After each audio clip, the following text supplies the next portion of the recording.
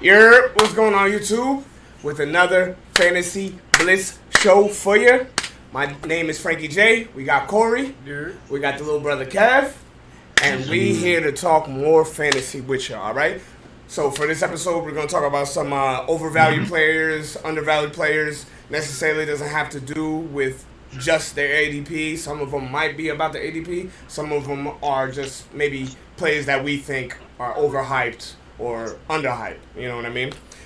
So we're going to start off with our overvalued players, all right? So I'm going to go first, and I'm going to go with Javonte Williams, all right?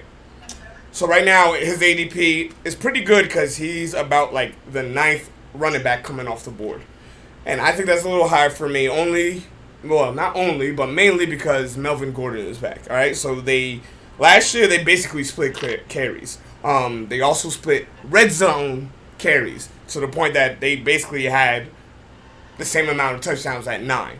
So my thing is, like, how can you count on a guy who is probably not going to be completely number one? He may have, like, the more catching than Melvin Gordon, but at the same time, I feel like, bro, he's still splitting carries, so that means he's not a true number one. That means you're banking your overall, 9th running back, RB7, so he's basically the 15th pick in your second round. I don't know if I could spend a second round on a guy who's splitting carries with somebody you know is going to be there because they didn't sign him for no fucking reason. So I gotta see him overvalued. I don't know if y'all disagree. I agree. He was on my list. He was on your list too? Yeah. It's mainly for those points, right? It's a committee. Yeah. Yeah, I mean, and you could go either way with that because also it's Russell Wilson. Russell Wilson is also a mobile quarterback, so who knows what's going to happen with play calling and him taking off. So, all right, so y'all all agree with me that he might be a little overvalued, right? Yeah, he's overvalued for me. Yeah, I mean, I think 100%, bro. If he was the clear-cut RB1, then obviously you'd have an argument, yes. Yeah. But the fact that he's splitting carries in a committee, like, I can't do it. Right. All right, Kev, give me one overvalued player you had. Now, my overvalued player, you look at this is like somebody mid-round talent, is Travis Etienne. Wow, you think he's overvalued? I mean, granted, I get your. Actually, I don't even know your point, so go ahead. So, I understand James Robinson is almost said Washington. James Robinson is injured. Okay, so I'll give you that, argument that he's going to be the running back one in that Jacksonville offense. I mean, you got a new head coach, so maybe things will lean into their favor. But at the same time, I mean, he brought in some offensive talent in receiving in Evan Ingram and Christian Kirk to complement Marvin Jones and, your Laviska Shenault. So my argument is the reason why I say he's overvalued is because he's ranked higher than guys like Damian Harris. I wouldn't go crazy about Clyde Edwards, but at the same time, you haven't seen anything from ATN yet last year. I mean, it's not his fault. But you still got guys like Kareem Hunt in the mix. Miles Sanders, AJ if you Dillon. want to throw Melvin Gordon, because Melvin Gordon also wasn't even bad last season, like you said. He's the same situation as Javonte Williams, same numbers, same touchdowns, same yards, and same touches. So it's hard to put somebody who hasn't played. I mean, you see what James Robinson did last year, but at the same time, there's a plethora of guys who do the same thing and are ranked lower than him. So, for whatever reason. So my thing is, I think you're right. I think they have him a little overvalued. His ADP is the 24th running back off the board. He's 48th overall, so he'd probably be coming off like the late 4th, fucking middle to 5th round. Now, I agree only because we haven't seen one thing that this man has done. All right? The only optimistic thing that we can all say about ETN is that he's got a quarterback he's already played with. So that chemistry is already, null and void. Like, y'all can't even question that anymore. So I feel like with that offensive line they had, and yes, they might have, upgraded a little bit. But my thing is, how are we so sure that line is going to be holding up enough for ETN to make big plays if he's running. But the positive side is that if what's his name, Lawrence is fucking getting rushed, he's dumping off to ETN. So once again, if you're in a PPR, half PPR, that's still points. So there's an upside to that if you're playing PPR. But playing standard, that might be a different story. Right. My closing argument to that is, one, I completely agree with your point with the whole, checking down, but at the same time, he's in his sophomore year right now, and he's not in the greatest position to be a successful quarterback because this is already his second coach since he's been in the NFL. So this means he's probably going to go through a second system, and he already has a major offensive changes. Yeah. So you're not going to want to baby him and make him a check down artist. But obviously, if we'll see what Doug Peterson cooks up, and maybe he'll get actually have Travis Etienne involved in the passing game like a Tony Pollard. But I don't see why not, though. I don't see why not either. But and at the same time, the reason why I was also saying why he's overvalued, because look at the guys they're putting Etienne over in the overall standings of the ADPs in front of Lamar Jackson, J.K. Dobbins, DJ Moore. Yeah, you're 100% right. I'm not making a point. I'm not making a point that you're I disagree with you. I'm just making a point of maybe the reason why he's overvalued because he might be in a system where Doug Peterson is obviously going to make ETN part of that, offensive plays, regardless of if it's screens or whatever the case is. They're going to have him doing rollouts or curls or whatever the case is. So he's going to be part of that. The only thing is that we don't know how well that team's going to be. So I see your overvalue because I feel like we have no idea what Jacksonville's going to look like, especially with fucking a second coach in the matter of 2 years. You know what I mean? A rookie went from one coach in his sophomore year has to go to another. And then on top of that, who are you planning the playbook for? I mean, obviously, you're going to prepare some plays for ATM because he's the running back one coming into the season. But when James Robinson comes back, who's offense for now? James Robinson or Travis Etienne? 100%. I agree. Right. I agree. All right, see, give me one of your overvalued players. My overvalued play, I'll go with Tyreek Hill. Tyreek Hill.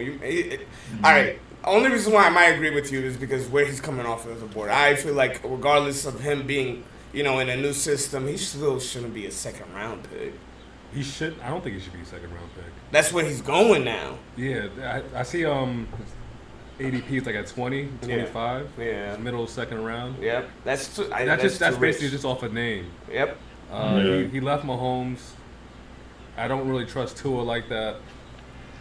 And even with Mahomes, he was kind of declining, but not numbers wise, not skill wise. But I feel like he was bailing out Mahomes a lot of those plays too.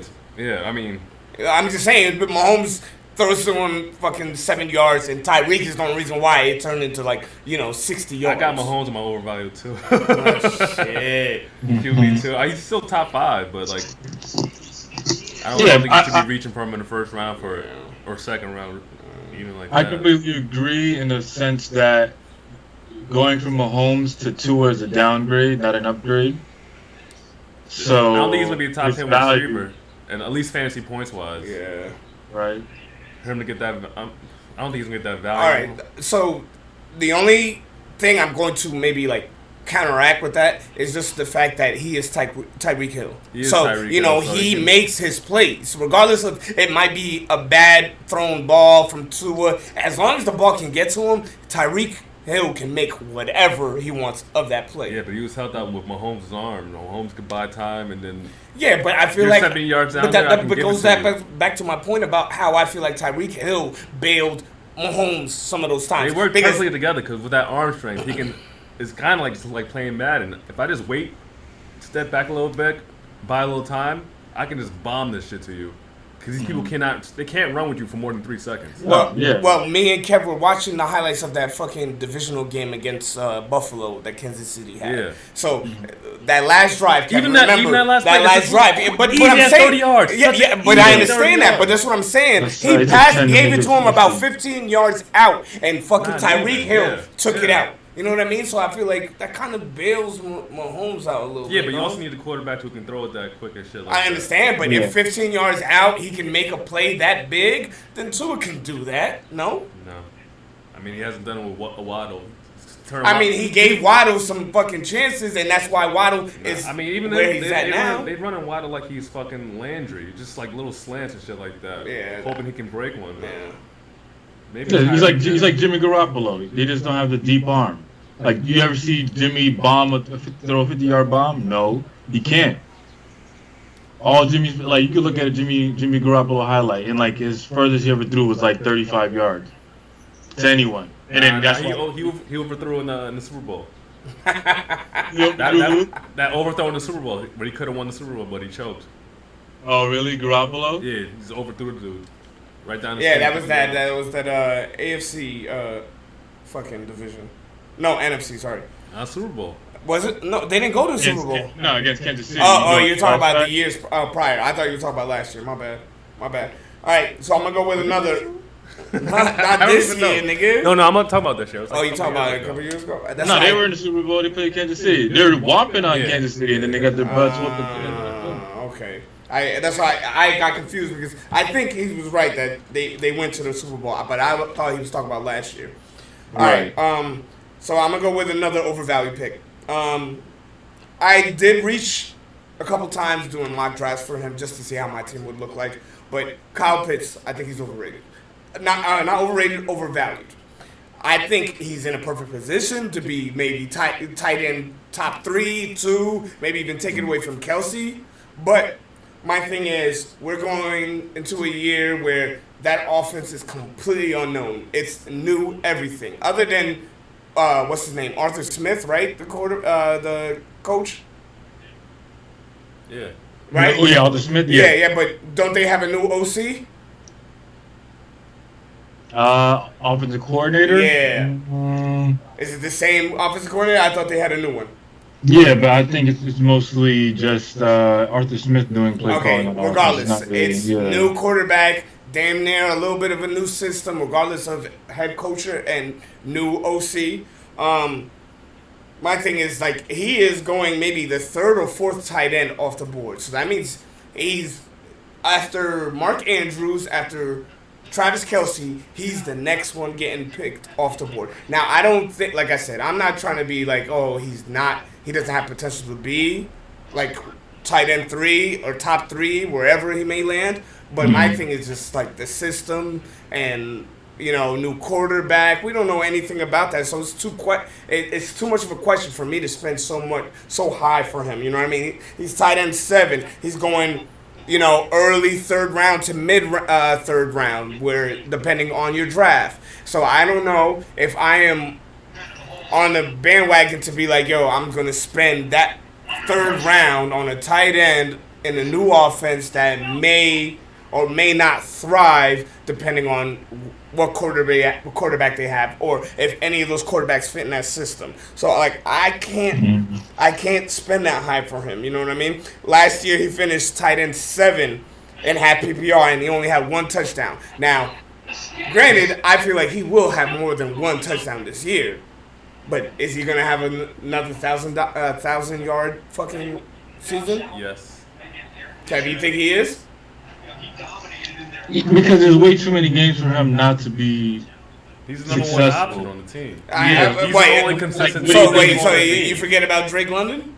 Drake? Was Drake on the team last year? No, but that's what I'm saying. He's the only consistent person. Yeah, but their offense looks completely different from last year. You know what I mean? It looks different, but I don't think it looks different. What do you mean? There's no Ridley for how long? There's no Gage. You got Cordell maybe starting, if that, but they might throw him in the receiver. You got a new quarterback, and then your running back besides Cordell might be fucking Tyler Algier, rookie.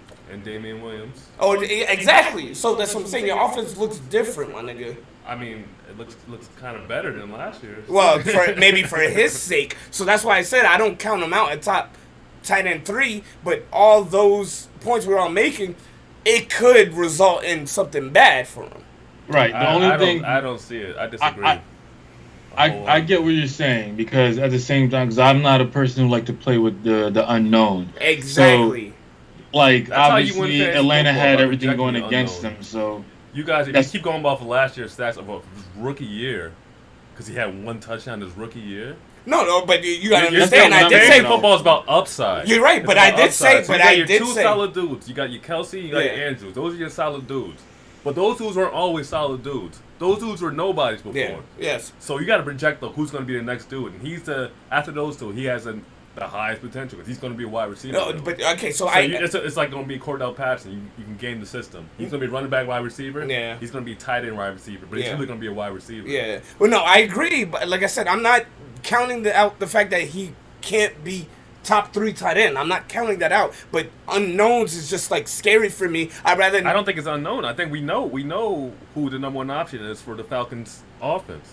yeah, but the only thing The I'm number 4 saying pick, is, the tight end that they drafted, the number 4 pick. Yeah, but the fact that he only had 1 touchdown last year with Matt Ryan, like how does that? That means you're not getting that many red zones, or what does that mean? because he had That Cordell was Patterson. part of the scheme, but it was It's all Cordell Patterson. It's Cordell Patterson. Cordell Patterson was your whole that- offense pretty much. Yeah, you're right.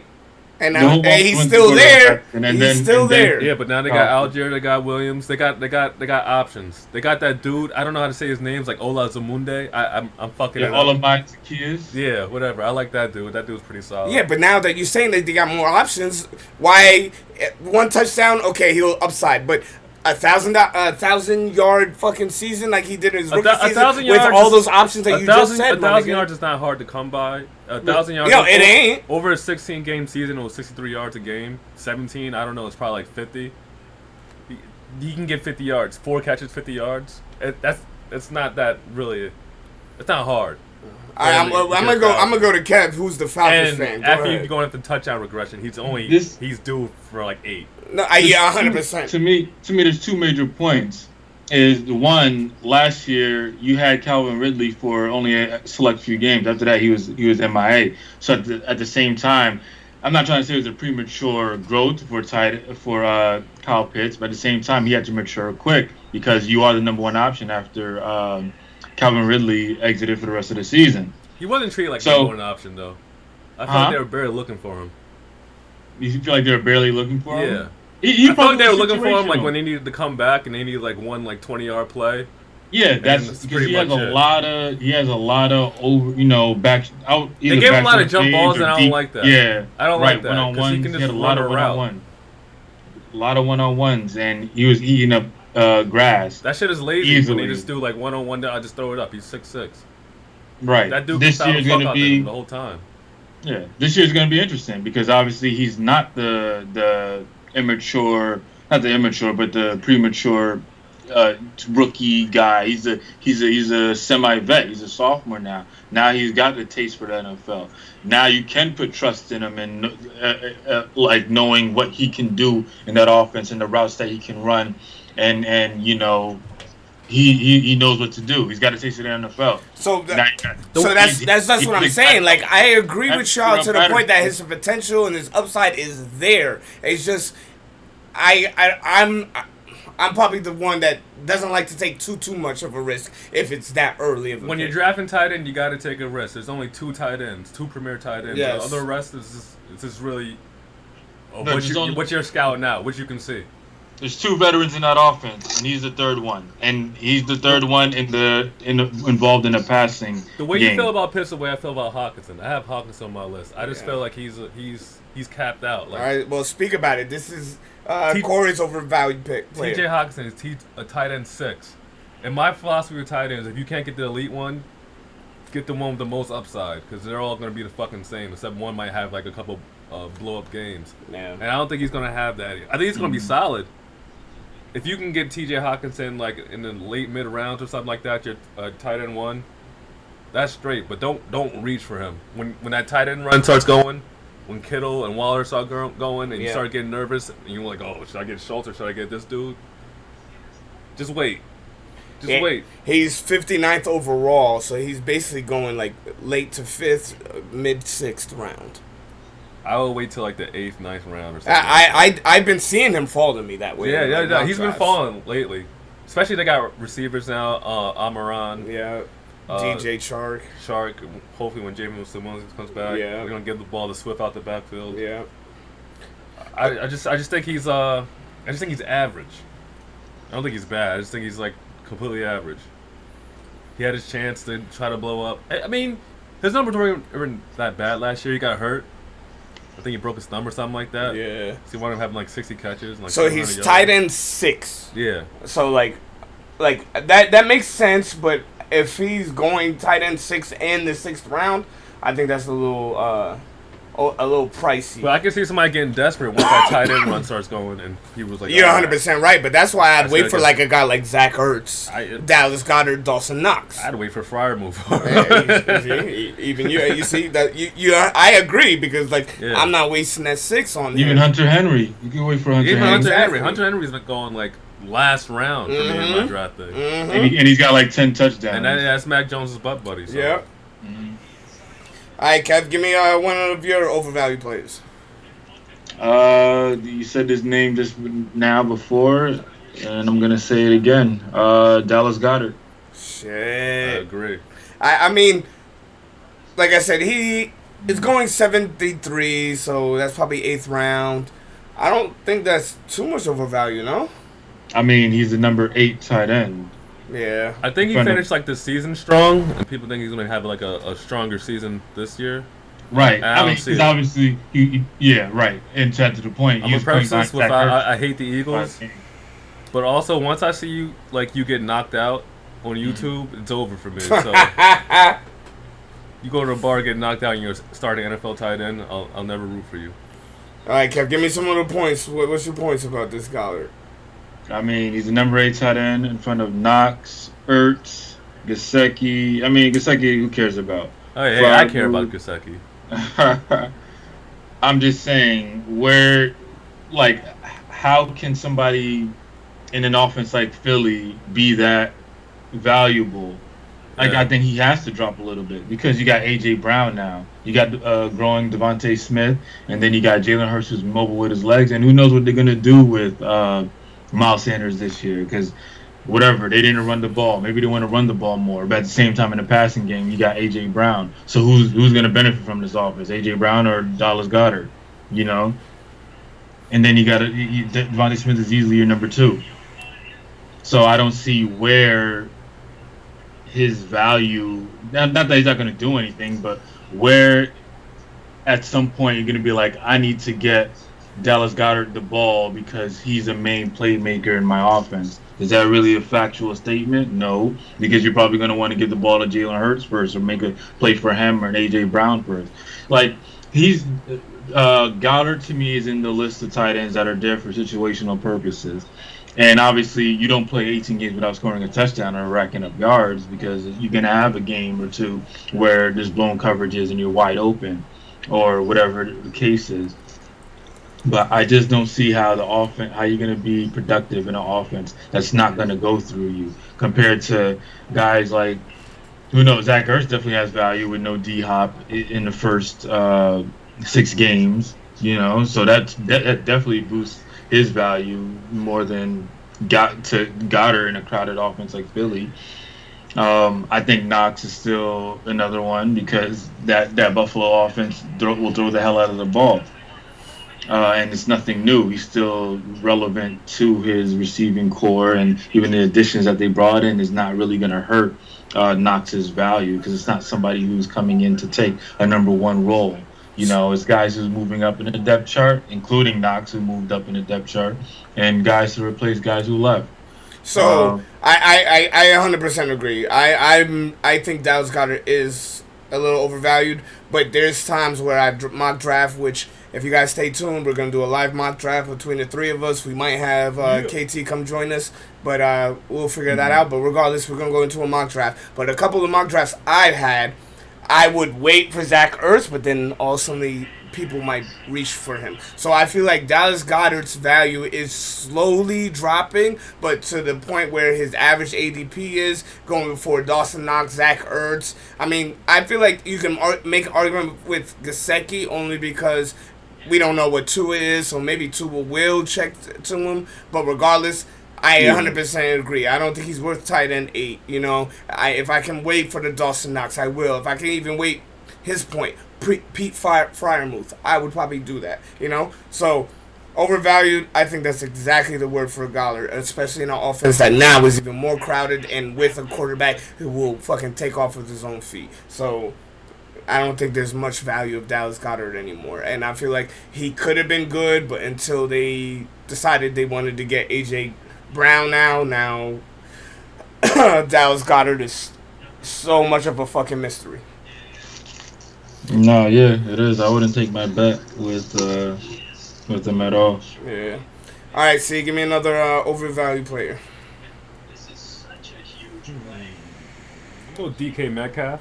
Wide receiver 17. He's still going 17? Sheesh. Might have different rankings, but no, it always fluctuates. So yeah. But still, it's simple as Drew Lock. I do not trust him. He let down my boy Jerry Jeudy. He let down my boy Curtin Sutton. I don't believe him as a wide receiver. I mean, a wide receiver, as a starting quarterback in this league. I think the alternative to him is Geno Smith. So it's looking sad for DK Metcalf unless he gets a trade. Yeah, that's my only thing. Is like I would hope before we draft that DK Metcalf would get traded. Now we'd have a better understanding on what system he may be, where if he can blow up. But you're right. He's been fluctuating because right now he rose from his ADP being the wide receiver 15. Like what? Like no one's gonna do that for DK. Especially Tyler Lockett has dropped even more. So it's just like I can't see that. Like DK is definitely one of those people that are a little too overvalued for me. Kev, you got anything to put in on that? Same, like everything that you're saying. Like I can't see how Drew Lock is gonna help DK Metcalf, flourish in that offense. Like I feel like no matter what, because you're not gonna personally to me, like because I haven't seen it yet. But you're not gonna win a game through Drew Lock's arm. You're gonna win a game by actually managing the game and strategically play, which means run the ball. And then try to get the playmakers the ball. Like Russell Wilson can throw the ball; it's not a problem. You can throw the ball 30 times a game. It's not like good things are gonna come of it. He'll be efficient. Drew Lock throws the ball 30 times a game. It might not come out right. It might come out different. He might have more interceptions and touchdowns at the end of the game. So I don't see how that's gonna help DK Metcalf in any way. I think they're gonna try to have Drew Lock play the Alex Smith role, if anything, and try to get, manage the game through that before they bomb the ball to DK Metcalf. And we all know Pete Carroll loves to run the ball, so like I don't feel like how that's gonna help DK's case at all. Right, and the way the Pete that he's getting drafted now, like wide receiver 15. He turned out to be it turned out to be like wide receiver 25 or 30. Like you feel like you got ripped off because I wasted a good draft pick on somebody who.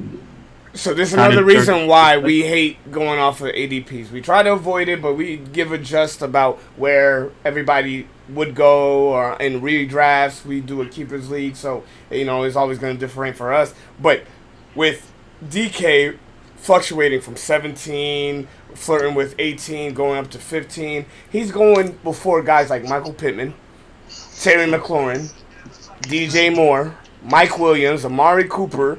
Like Amari Cooper would be one I'd be like, all right, whatever. But Chris Godwin, which understandable because of injury, but Brandon Cooks and Marquise Brown. Like, how would he go before any of these guys? We understand that talent is there, but in that offense that's probably going to be compromised because of a lack of quarterback. And don't get me wrong, I like Drew Lock, but at the same time, he hasn't shown that he can be that bomb-throwing, fucking gun-slinging quarterback that we would need in fantasy that's going to help us out. So I don't see any of that happening for DK, especially the fact that his ADP is at that high above wide receivers that we know with new quarterback systems, or we know with new systems where fucking the number one but ahead of them left. Like, how would we pick a guy like DK over than all of them? You know what I mean? So DK is definitely overvalued. Let me go one more. I'm gonna go with Breece Hall. Now, there's gonna be a shocker because obviously I'm a Jets fan. Mm-hmm. It's mainly on his ADP, bro. Like, this man is going, like, in the 4th, 5th round. I'm like, bro, we have no idea what this Jets offense is going to do. Obviously, it wasn't great last year. Michael Carter had some good games, and we don't know if it's going to be a committee between the two. And I think Brees Hall should be, that number one fucking running back that's going to end up taking most of the yards. And you got Carter on, third down duties or passing duties, but Brees Hall can do it all. So my thing is, like, I feel like in an offense that we have no idea, in an offense that I think should flourish this year depending on Zach Wilson's fucking play. But if he doesn't turn out well for you, that 4th round pick on Brees Hall is going to kill you and is going to cost you making the fucking fantasy fucking playoffs, bro. 100%. Right. And I feel bad by saying this because Brees Hall, you my mans. I would get you. I'd probably copy you in the 6th round, but 4th round, I think that's really, really too early because I feel like between the 4th round, maybe I get 2 running backs and then later come back to a running back and pick you up. But at the same time, you're gonna tell me that you right now, fucking not knowing what our offense is gonna look like, you're already being drafted as if you're an RB2 player. I can't do that. I can't. No, I agree. Go ahead, Kev. Like, it's like you're putting your faith in something that may or may not be there, and on top of that, like for him to be drafted at running back 23, for him to have in front of Damian Harris too, like stuff like that, like. You really having high hopes for a guy when you still got Michael Carter. Not that Michael Carter is going to be he's definitely like the pass catching back easily out of that offense. Yeah. But Brees Hall is there because he's got to be the power back, either on goal line or just running up the middle. But at the same time, it's like you put in a lot of faith into something that hasn't really been there. You don't know what the outcome is going to be because that's not something you're used to in this offense. This offense is brand new. The coaches are brand new. The whole offense is brand new. It's from receivers to the quarterback. So I don't know. Yeah, that's my point. Brees Hall, I love you, my nigga.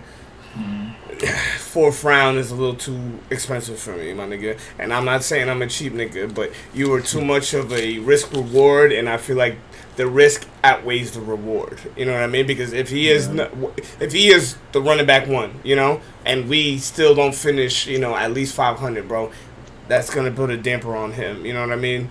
Because if we find out that Zach Wilson isn't this gunslinging quarterback that we should have, niggas gonna stack the box just to be like, all right, we dare fucking Zach Wilson to beat us, not Brees Hall, Yeah. All right, Kev, give me one more overvalued player. Did you say this name before, T.J. Hawkinson? Yeah, Corey said it. Okay. All right. So I have this is to me it's not a no-brainer, but it's a good one. I feel like Antonio Gibson. I hate where he's going, bro. I hate it because I'm running back 16, 31 overall. Yeah, he's one of those fucking running backs that you let your idiot fucking draft mates. I'm not calling out nobody, but idiot draft mates fucking draft so early. Go ahead, Kev.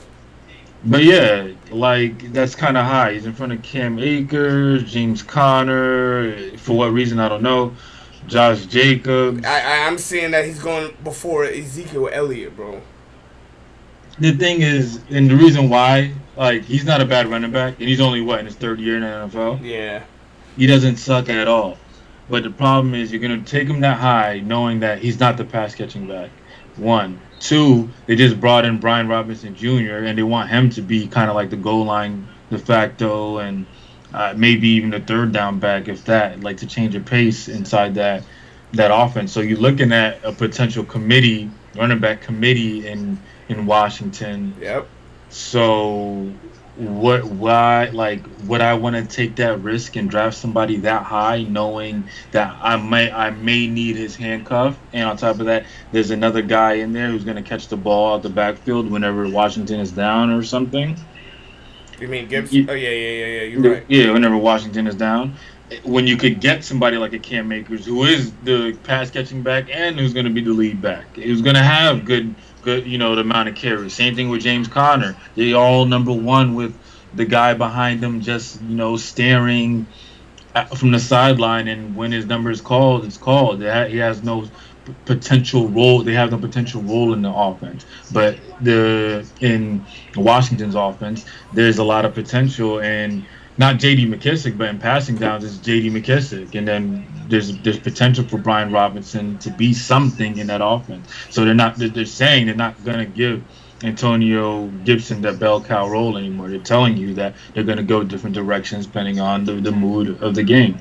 So you're 100% right, because I agree that the fact that right now I feel like it is going to be a complete committee. People might argue the fact that like it's Ron Rivera still there, and we all saw what he did with Christian McCaffrey. You know what I mean? Yeah. So now they're like, oh well, why Gibson has every right to try to be that, Christian McCaffrey, but in an offense that is, not so great. I mean, yes, you brought maybe a fairly more decent quarterback than what you've had, but yeah, you see, that's even a question. You know what I mean? But it's too much for me to think that he would be a running back that's going before Cam Akers, Ezekiel Elliott, James Conner, when we know those guys are going to be the bell cow, or if not, at least get some passing down work, majority of the time getting the red line, the red zone, the fucking goal line fucking carries, So, yeah. I agree. All right, see, give me one more overvalue. Overvalue? Overvalue, yeah, we're still on that. DJ Moore, wide receiver 16. DJ Moore. So the only thing I'm gonna say this is I feel like his value only went up because he's got a better quarterback play. Granted, or hopefully that Baker Mayfield, which I think Baker Mayfield, there's no doubt on my mind, is going to win that number one quarterback position. But that's the only reason why his value went a little bit up. But regardless of quarterback play, that nigga has always been up there. I never seen Baker Mayfield and another wide receiver have good numbers together in the NFL. I don't think it's ever really going to happen. But I feel like in his first couple of years, him and Jarvis were, at least fairly decent. Y'all know all about Jarvis. Jarvis be tricking y'all. I don't be seeing it. Catch a bunch of screen passes, people think he's nice. Yeah, but that goes on offensive scheme and play calling. You know what I mean? So that's who he is. He runs like a 4.9 40. He can't do nothing like that's all. I know, nothing crazy. I agree. My thing is, it depends where DJ Moore would fall, but yes, he's a little overvalued, all because Baker Mayfield's there, and you feel like Baker Mayfield's better quarterback than Aaron Donald. Me being a Jets fan, I wanted Baker Mayfield over Aaron Donald, and obviously that didn't happen with the Browns picking Sam Darnold. Sorry, that's why I forgot about that nigga, bro. I don't even remember his name. But regardless, I feel like Baker should win it, and he's going to be that better quarterback that is going to make DJ Moore at least do what he has been doing on a consistent level. You know what I mean? You don't see that? I don't. So you think he's gonna regress from what he's been doing? I think he's gonna keep doing. He's done it with Sam Darnold, like. It has nothing to do with DJ Moore. It just has to do with Baker Mayfield. But Baker's better than Sam Darnold, no? I don't think so. I think they're like the same. And in the years prior, they had what? Cam Newton fighting for the job. And the year prior to that, who they have? Who was the quarterback in Carolina before they brought Sam Darnold in? What's that guy's name? Zach Allen or something like that? Josh Allen? Not Josh Allen. It's some dude that we can't even remember. Oh, Kyle Allen. It was Kyle Allen for a while. Yes. Teddy Bridgewater. Yes. Oh, yeah, Bridgewater. And Bridgewater, yes. And still he had a competitive wide receiver season to the point that I think he'd be a wide receiver 3. He's a great wide receiver 3. But, I mean, overvalued, maybe. The only reason why I see maybe your point is because Baker Mayfield is there, they feel like DJ is going to be back where he should be. I think DJ's good. I don't think it's going to work out. I think he's still going to have like an alright season, but this one had him going like around 3, beginning around 3. I'll wait like 5th, 6th for him. Okay. I mean, yeah, I don't think you'd see him in 5'6", but yeah, 4th round might be a little too much for me. I see him at 5. All right. So we're gonna end that overvalued player list. We're not gonna take up too much. Let's go with undervalued. I'm gonna give you just straight up how I gave you my overvalued player. Undervalued would be Melvin Gordon. So I gave you my points about Javonte with the split and everything. So my thing is, why is he going as late as he is if he had the same amount of touchdowns as fucking Javonte Adams, the same amount of fucking red zone carries as Javonte Adams? You know what I mean? So the point, they will always want to switch it up. Yes, now we got a new quarterback and we got a new head coach. At the same time, you're not going to sign a guy knowing that Javonte Williams should be your guy if you're not going to use him. You know what I mean? He's a veteran. You have to pay him, and they did. So I think too much of a split for you to think that Javonte Williams, is going to be that much higher than Melvin Gordon, knowing that they're in a system like that. 37th running back off the board. 100th pick. He's about the 9th round versus Javonte Adams going in the 2nd. You're talking about a 7-round difference. What? That don't make no sense. In the split committee, there's no reason why it should be a 7-round difference. Last year, I was big on Nick Chubb. I ended up copying Kareem Hunt also, and probably the difference was probably 3 rounds. 7 rounds for a split committee is stupid. So if y'all think Javonte Adams is that hype, and then all of a sudden you pick him up in the 2nd round, and Melvin Gordon at 37 is producing just as well as fucking Javonte Williams, y'all gonna look stupid and retarded. 100%, bro. You know what I mean? 100%. I don't get it. I don't get it. Denver obviously believe in him, that they re-signed him. So why wouldn't I take the value at that 37th pick instead of spending the 2nd round on the Javonte Williams, who obviously we have no idea who's going to get majority of what anymore. Right. You got anything to add? Yeah, I mean, so basically what I'm going to add to what you're saying. So Melvin Gordon's 33, RB 33, 93 overall. You're telling me you would take Rashard Penny. I don't have a problem with Kareem Hunt, but Kareem Hunt, Devin Singletary, Miles Sanders, A.J. Dillon, before you take Melvin Gordon? My point exactly. If they split carries and this guy can still put up 10 touchdowns? Miles Sanders didn't even put up 10 touchdowns. He put up 1 touchdown. A.J. Dillon is number 2. Yep. Devin Singletary is in a struggling offense that wants to pass the ball first. Kareem Hunt at number 2, but he's a good pass catcher, so I'll give him that. Rashard Penny, who may be number 1, but may lose his job, or may not even have one, depending on Chris Carson's neck. And he could lose, and if he is number 1, he could lose his job to Kenneth Walker. Melvin Gordon still has value in Denver. Yep. No matter what. I mean, he's still that 3rd down power back and goal line back. Yeah. Javonte Williams can just control the game. Yeah, that's why I think he's totally undervalued, bro. That shit don't make no sense. It makes no sense at all. All right, Kev, give me one of your undervalued players. Undervalued? Mine is James Conner. Undervalued? Bro, he's going like 4th, 5th round. That's not undervalued. You telling me that he should go before that? Well, okay, so undervalued in the sense that what he did last year was ridiculous. Yeah, I don't think he's going to repeat it. RB1. I don't think he's going to repeat it, but he's still the number 1 running back there. Right, but you got to give some, like, just because of what he did, like, you have to throw a little bit of respect on his name. I'm not trying to make it a big deal of saying undervalued, like, you guys got to be out of your mind if you don't put James Conner before Ezekiel Elliott and such. But let me pull up his overall right here. He's right now. I'm looking that as of right now in ADP, because obviously it fluctuates. That he is the RB 19, so he's the 19th running back getting off the board.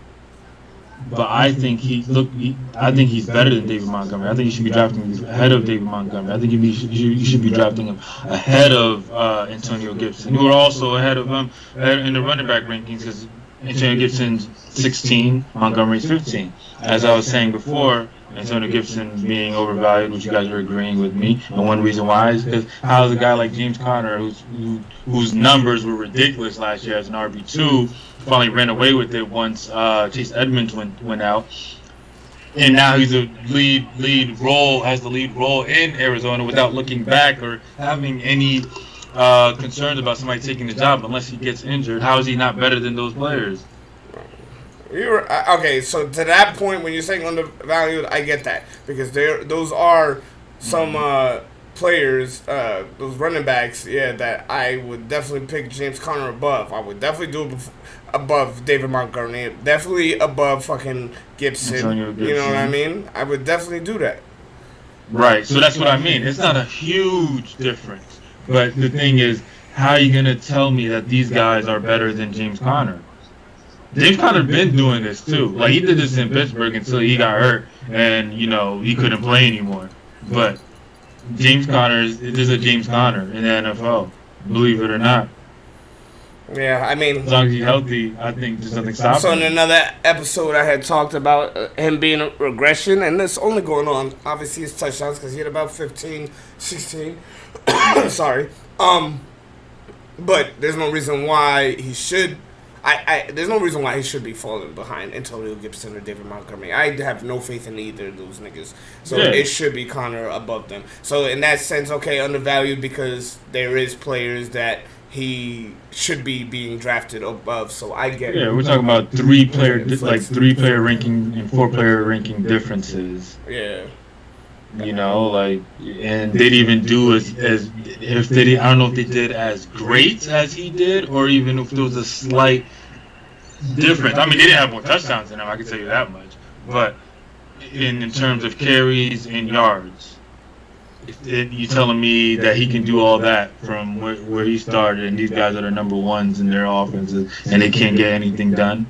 Like how do you put somebody that high, and you couldn't hurt his ranking because he got injured, because they did that to Saquon. Saquon's RB 13 overall 24 when he used to be like the top 10 best players in the league. So it is what it is. But that's where I'm coming from with the undervalue. I couldn't rank those guys higher than James Conner. It's too much value for me to do that. All right, so I see that point. All right, so give me an undervalued player you got. I got Kareem Hunt. Undervalued? Yeah, RB30. Okay, speak on it.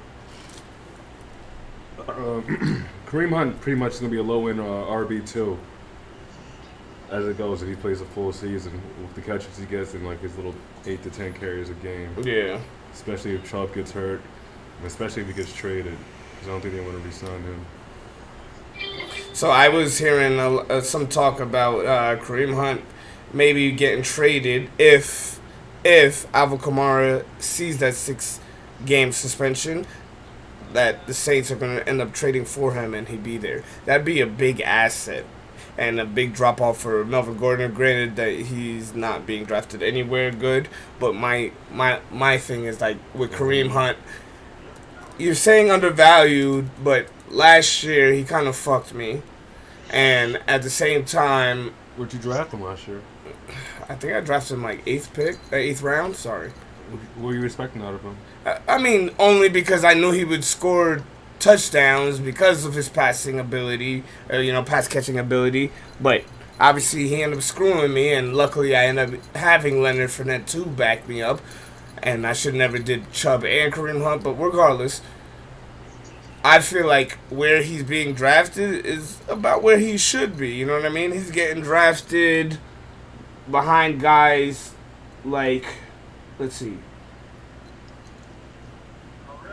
behind Miles Sanders, and he's the clear-cut running back 1. And obviously, we already know about Miles Sanders. We have no idea what the fuck he's about to be about, and he already said that he doesn't play for our fantasy team. I definitely would take Hunt over Miles Sanders. Really? Yeah. I would take Sanders over Hunt, bro. I would even take my chances on Devin Singletary over Hunt. No, I'm not doing that. Hunt is just a mystery to me because if he gets traded, bro, it'd be better for him if he gets traded. I've heard Bills. You heard Bills, but James Cook though. They don't want him in Houston. Why would it? I don't understand why Houston's round not trying to draft pursue pick. Kareem Does Hunt. he want to go to Houston? Or maybe he can decide where he wants to go, I guess. I think he would be a better fit in Houston because they need it. Nah, but Houston's got Marlon Mack. They got Marlon Mack, Rex Burkhead, and Dameon Pierce. Pierce. Yeah. Burkhead's probably gonna get the most carries because I don't think people love Burkhead, man. I mean, okay, so undervalued. The only reason why I disagree with that is because I feel like he is going where he should, and I feel like being a running back 2 in the offense that right now is probably going to be depend highly on the running back skills. He could be a and RB2 run for back. fantasy. I'm saying though, RB2, RB3. Yeah, but that's why I drafted him last year, thinking that he's going to do that, and obviously injuries is what's fucked that up. But at the same time, I just be like, if he don't get traded, bro, he's not going to be RB2 no more. He'll be RB3. I still think if he that. stays on Cleveland because they're just gonna run the ball. Yeah, but obviously he's pass catching duties, and yes, they're going to do that, And especially with Jacoby He's Brissett. not gonna be able to complete the pass with Amari Cooper. But you said it Who's their yourself. wide receivers? Cooper, Bell, Donovan Peoples-Jones. Yeah, He's their best wide receiver. I mean, he's their second best wide receiver option. yeah, you're 100% right. But like you said before, like if they, they're not gonna give him an extension, so they don't care to bring him back. So either he's gonna get traded, or they're gonna let him walk. The fuck out of him. That's who That's what I also have on my undervalued list. They didn't pick up Josh Jacobs' 5th option. They're running that nigga into the ground. They're gonna run that. I thought they picked up his option. But now that I know they didn't pick up his option, they're gonna run that nigga into the. That's just what the NFL does. DeMarco Murray, all these niggas. You see that, but that's why motherfuckers want to hold out, bro. Because you think, oh yeah, that's your life, man. It is your life, bro. All right, I'm gonna give you another one of my undervalued players. I'm gonna go with Marquise Brown. I mentioned about him prior episodes where I think that he is not a sleeper, but a breakout candidate.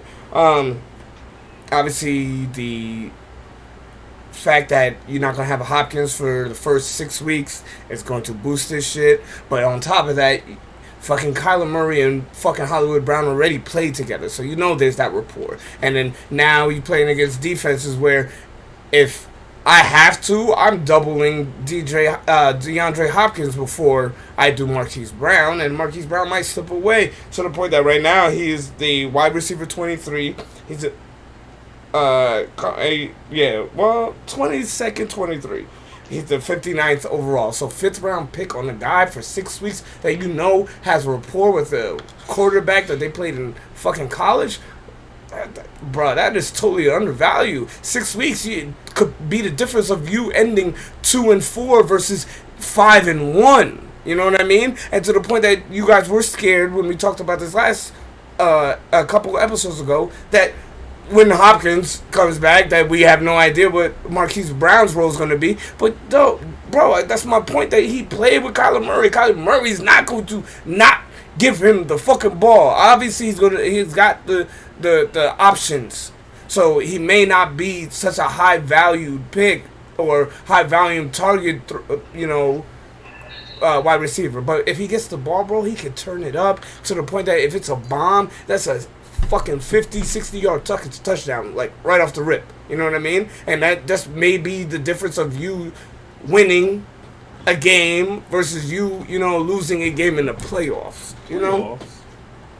So I feel like he's undervalued. He obviously has a way better situation in Arizona than he did in Baltimore. And my thing is, in Baltimore, he did fucking good, bro. He actually did good. And maybe that's because all the running backs were hurt, so they forced fucking Lamar Jackson to throw the ball more. But now, in a Kyler Murray, Cliff Kingsbury offense, they're going to throw the ball regardless. So I feel like that's only a plus for me. And the fact that he's going that low in the 5th round, I'll be happy to pick him there, bro. Happy. All right, Kev, give me one of your undervalued players. I picked Scary Terry. And I 100% agree, bro. I literally watched something that literally talked me into getting scared. Go ahead. Yeah. He's wide receiver 17, which wouldn't be a bad situation, But the thing is, you have guys like Michael Pittman, DK Metcalf, which I don't have much faith in, Jalen Waddle.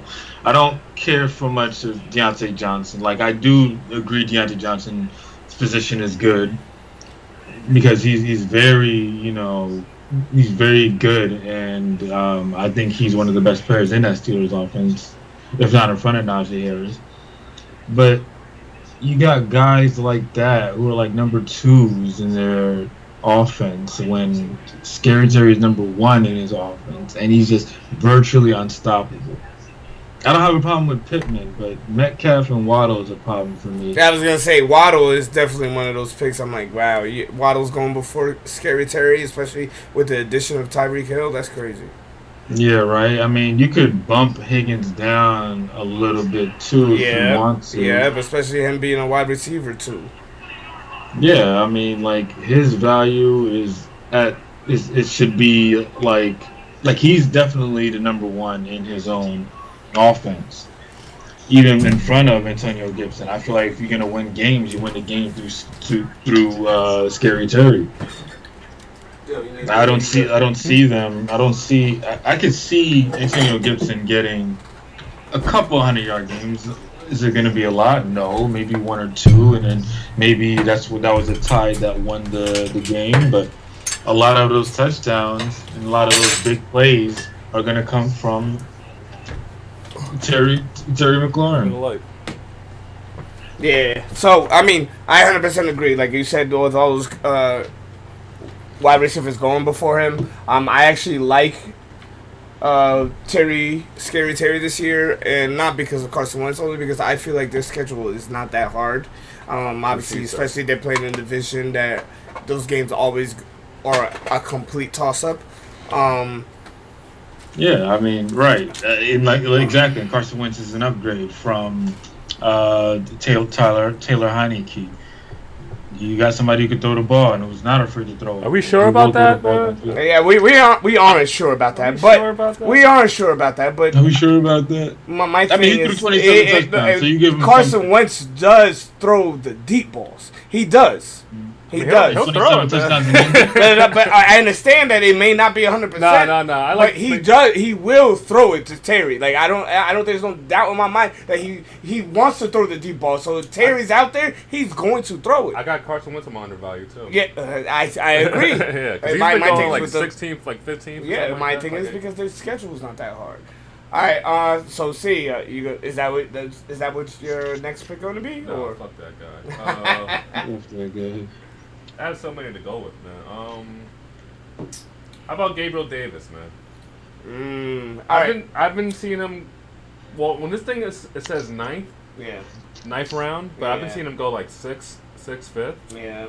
But even then, I think that's like kind of a steal.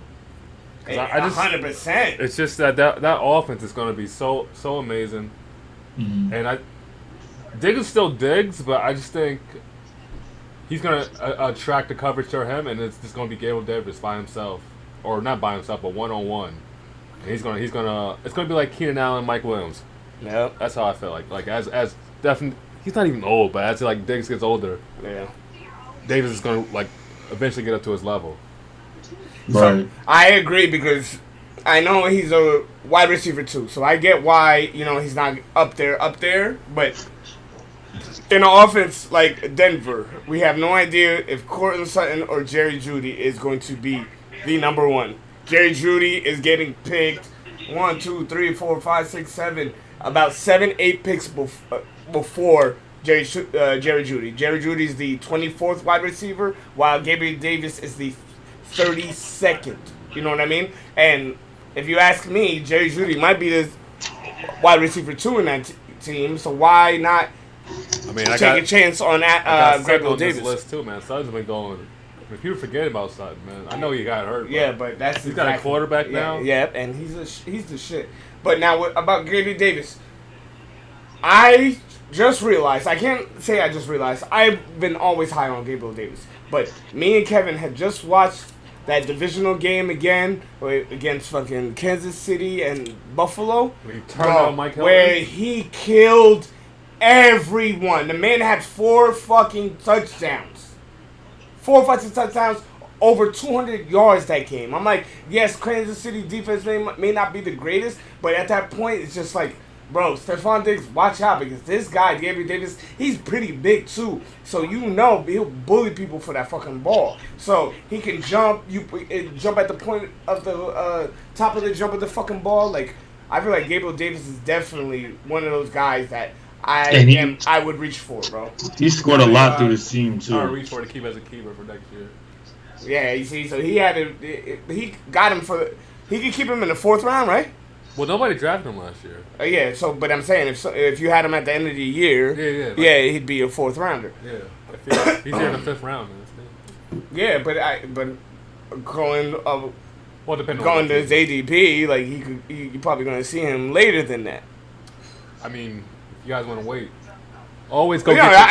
Trust me, I think I would reach for Gabriel Davis, no question. You got to think years in advance. You got to think about your team next year, who you want to set it up. Like especially if you're gonna keep his league. Obviously, you people in redraft leagues every year. I get it. Especially in our league. Once we get like the core of your team set, I try to take like a shot at somebody who's not going to be good this year, but might be good next year. Yep, that was my shit about Leonard Fournette and fucking Deebo Samuel. That was Trey Sermon for me. Yeah. Hey, it didn't pan out for you, but it panned out for me. I get that. But yeah, I agree. Gabriel Davis definitely undervalued. Fuck you, Trey Sermon. I think he could do something. He's definitely gonna do something this year. I'm never gonna. You're not trusting that nigga ever again. I hope. No, I'm not gonna say that. All right, one of my undervalued players is Adam Thielen.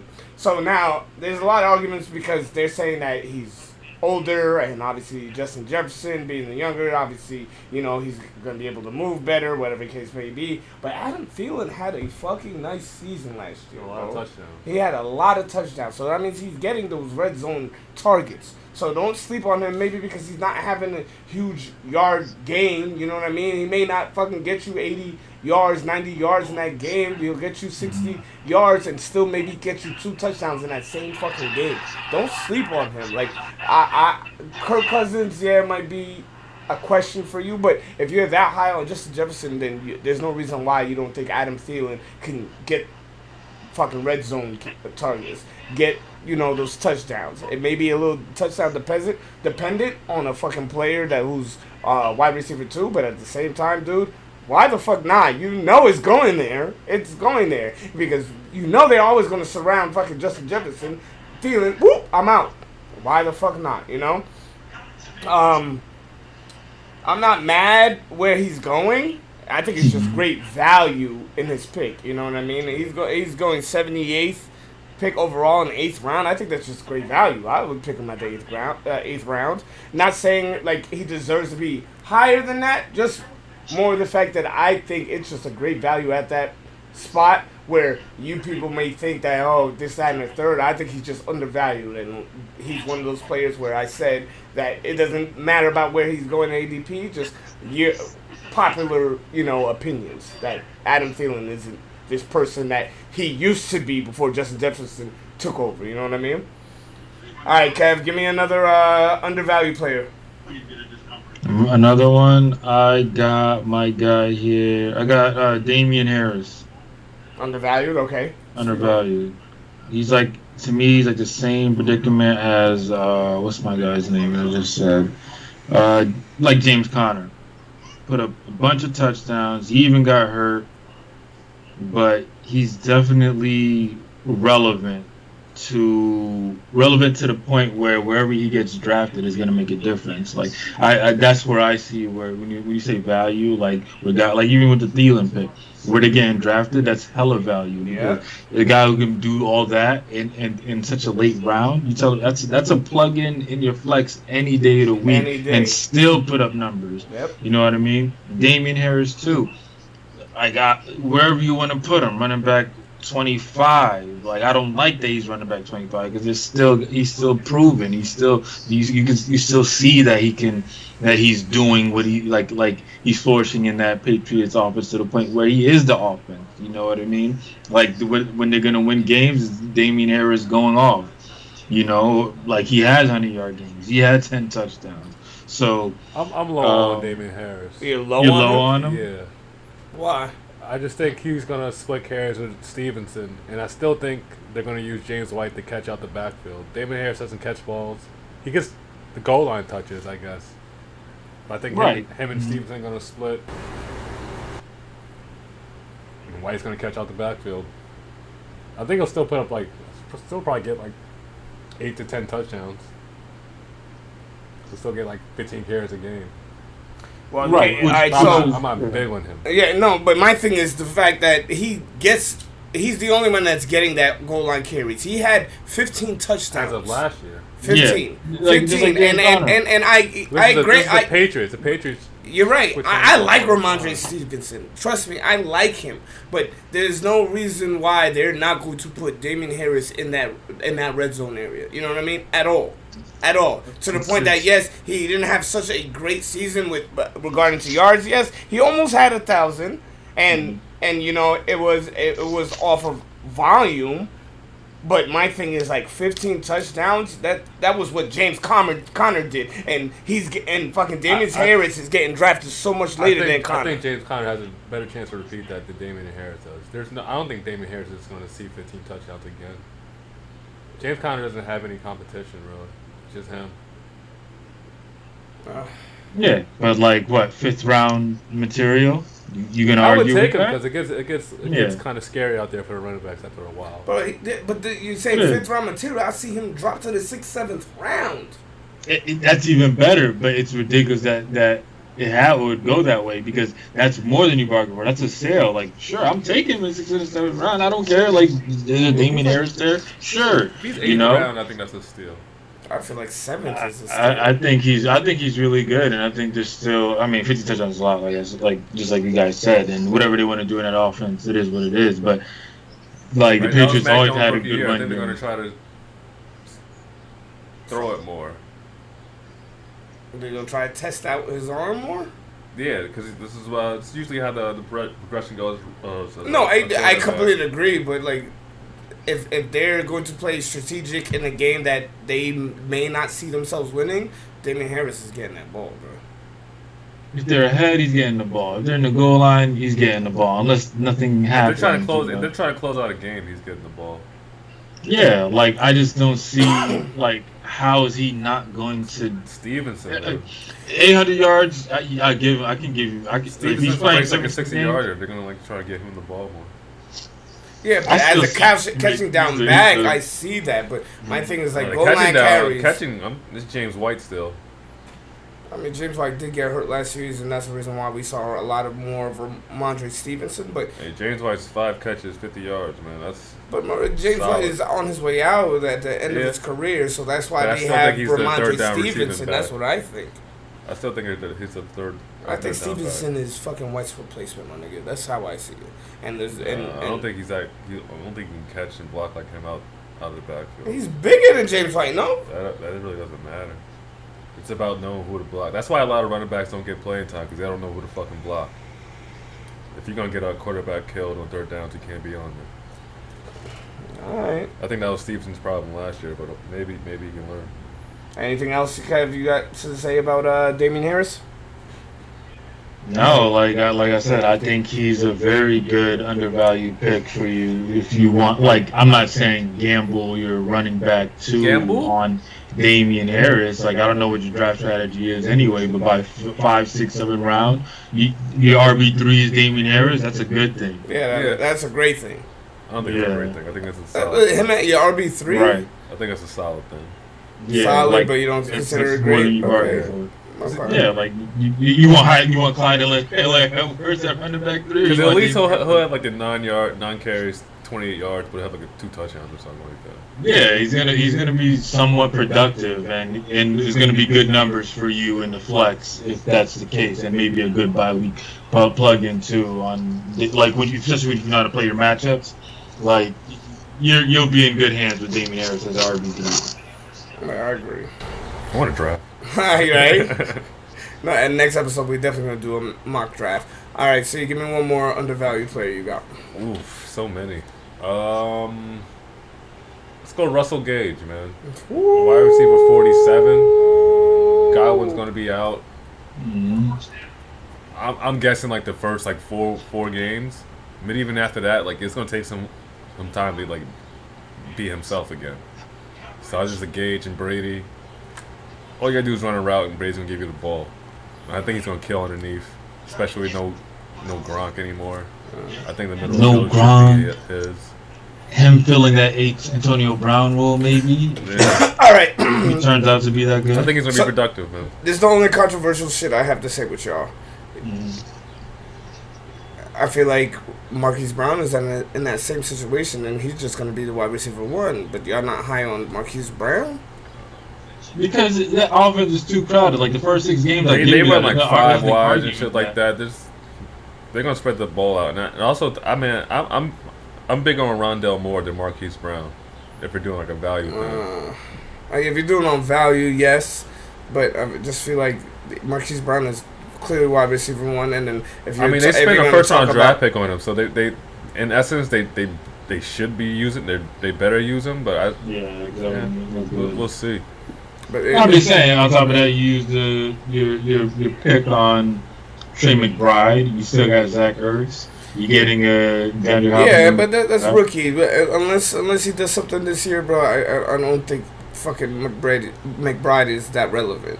But no, but I think you're sending a message that you want to run the ball. Yeah, but Russell Gage is going to be wide receiver 2 regardless of how you put it, because Mike Evans is still there, and when Chris Godwin is back, fucking I feel like Russell Gage is going to be a non-factor. At least when Marquise Brown is, at least when D-Hop comes back, he's still going to be relevant. Top 3 wide receivers for any Brady team are always going to put up numbers. But the thing is, with what you said, Frank, at least, like for Russell Gage, for him playing that number 2 role till Godwin comes back, it's like a showcase. Now imagine if he does really good as a number 2, and then Chris Godwin comes back. He's going to be a factor in that slot, whether it's for a few games or however it goes. But just like Antonio Brown did, like he was catching hella passes out the slot. Now Russell Gage isn't Antonio Brown, I give you that. But this is a chance for Russell Gage to showcase his skill, and when Chris Godwin comes back, you can trust in Russell Gage, and Brady will look at all 3 of his receivers before he throws the ball. Like he's done it already with him, Gronk, and with Evans, Gronk, and Godwin. So now your substitute for Gronk is a Russell Gage, a wide receiver coming from the slot who's faster than Gronkowski. Let's see how that goes. I think something could happen. I think something's going to happen at the offense. But somebody's going to hurt, and I think it's Chris Godwin's numbers if Russell Gage becomes that guy. So my thing is, like, I won't argue that he's a great value pick. I won't argue that. But I just think that the same argument can be made for Marquise Brown when he should be wide receiver 1 and then be number 2 when D-Hop I guess comes the thing back. with Marquise Brown is that I think people are just going to he's going to be more of the reach thing, and Engage is just going to be like the dude you can get 8th round or something. That's just going to be solid. Okay, I think he's just great value. I think especially when Godwin comes back. That. When Godwin comes back, it kind of opens it up for Engage because now you got Evans and Godwin. Yeah, but then how many fucking wide receiver sets are they going to be putting out where there's 4 or 5 wide? But Tom Brady, man, they throwing that thing. The thing is for me, the whole 10,000 yards of passing last year. The thing for me with the whole Hollywood situation is you're still betting a lot of money to take a guy that high who's going to be a wide receiver 2 after the number 1 comes back. So imagine being stuck with a guy like him. See, I feel the same way about that. I feel like Brown's going to be better when Hopkins comes back. But that's exactly my point, though. But I don't think he's going to, like, as a number 1, I don't think he's going to be like. Bro, you get Marquise Brown in the 5th, 6th round, though. He is like a small dude at the end of the day, and those dudes usually aren't, unless you're like tough like that, like you're Steve Smith or something like that, or whatever such name is. I don't see him going that crazy. I can see him going for big plays though, but it's not gonna be like a consistent thing where like you can just pencil in. This guy's gonna have 6 catches, 90 yards, and a touchdown. All right, so I'm gonna let y'all decide in the comments. I need y'all to let me know. Russell Gage or Marquise Brown. Not saying that. That's not the. Yeah. You're right. You're right. That's not the point I'm trying to make about who's gonna have a better season. What I'm saying is that at value, or who do you think is going to be more of a value? What's the highest you go for Brown? 5th round. 5th round. 5th round or 8th round. 8th round. Yes, but for a guy that who's obviously going to be the 3rd option, especially when Godwin comes back. For Tom Brady, the dude who had the most passing yards. You're 100% right, but I mean that man's got to decline sometime. Why? Why does he have to decline?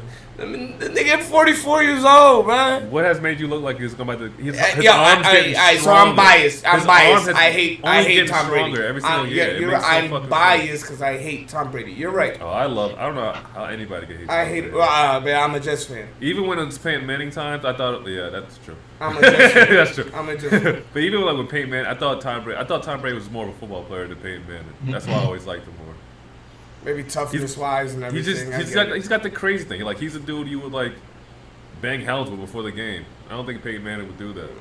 He's also you can see it, like, he's fucking crazy. I know in my heart of hearts that Tom Brady is a fucking crazy man. And, like, he just happens to play football. If it wasn't this, he'd probably be killing people or something well, I mean, he played with killers before. Probably raised them killers, man. He didn't teach Aaron Hernandez Shut the enough, fuck up. All right, y'all. Tom Brady to go. Stop it. We don't talk about Tom Brady around here. All right, y'all. This is another Fantasy Blitz show for y'all. This is another episode. I hope y'all liked it. Don't forget to like, comment, subscribe. We'll be back again. Next episode, we'll definitely go with a live mock draft for y'all. So y'all stay tuned to that. Once again, Fantasy Blitz show. Hope y'all enjoyed. We out. Peace.